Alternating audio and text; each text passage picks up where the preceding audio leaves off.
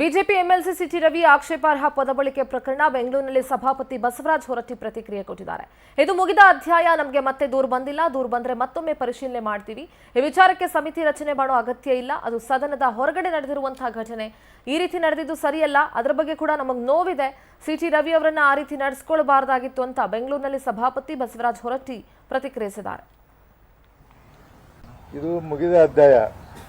19ನೇ ತಾರೀಕು ನಡೆದಂಥ ಘಟನೆಯನ್ನು ಕೂಲಂಕಷವಾಗಿ ಚರ್ಚೆ ಮಾಡಿ ನಾವು 2-3 ತಾಸಿನವರೆಗೆ ಇದ್ರ ಬಗ್ಗೆ ಚರ್ಚೆ ಮಾಡಿ ನಾವು ನಮ್ಮ ಸೆಕ್ರೆಟರಿಗಳು ಮತ್ತೆಲ್ಲ ನಮ್ಮ ನಿಯಮದ ಬುಕ್ಗಳು ಸೆಕ್ಟರ್ ಕೌಲ್ ಆ್ಯಂಡ್ ಸೆಕ್ಟರ್ ಎಲ್ಲ ನೋಡಿ ಒಂದು ತೀರ್ಮಾನ ಮಾಡಿವಿ.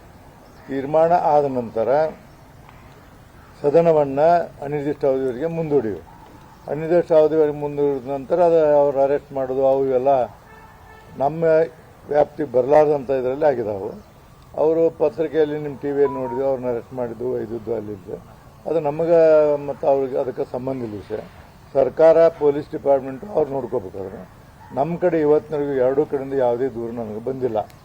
ಅವರಿಂದ ಬಂದಿಲ್ಲ, ಇವರಿಂದ ಬಂದಿಲ್ಲ. ದೂರು ಬರಲಿಂದ ನಾವೇನು ಮಾಡೋಕ್ಕಾಗೋದಿಲ್ಲ.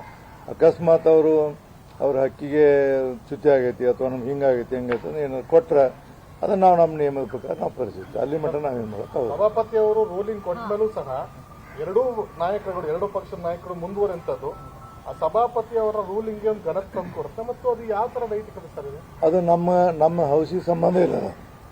ನಮ್ಮ ಹೌಸಿಗೆ ಅವ್ರ ಹೊರಗೆ ಕಂಪ್ಲೇಂಟ್ ಕೊಟ್ಟದ್ದು, ಆ ಹೆಣ್ಮಗಳು ಬೈದಿದ್ದು, ಅವ್ರು ಪೊಲೀಸ್ ಅರೆಸ್ಟ್ ಮಾಡಿದ್ದು ನಮಗೇನು ಸಂಬಂಧ ಇಲ್ಲ. ಅದು ನಮ್ಮ ರೂಲಿಂಗಕ್ಕೆ ಅದಕ್ಕೆ ಸಂಬಂಧ ಇಲ್ಲ. ಅವ್ರು ಬೇರೆ ಕಂಪ್ಲೇಂಟ್ ಕೊಟ್ಟಾರ, ಬೇರೆ ಕಂಪ್ಲೇಂಟ್ ಮೇಲೆ ಅದು ಡೆವಲಪ್ಮೆಂಟ್ ಆಗಿದೆ. ನಮ್ಮ ರೂಲಿಂಗ್ ಅದಕ್ಕೇನು ಸಂಬಂಧ ಇಲ್ಲ. ಪ್ರಕರಣದ ಮೂಲನೇ ಕೌನ್ಸಿಲ್ ಅಂತ ಬೆಳವಣಿಗೆ, ಅದರಿಂದ ಆದಂಥ ಬೇರೆ ಬೇರೆ ಸ್ವರೂಪ ಇದು.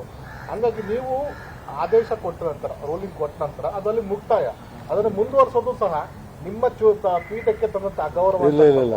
ನಮಗೆ ಸಂಬಂಧ ಇಲ್ಲ ವಿಷಯ ಅದು. ಅವ್ರನ್ನೇನಂದ್ರೆ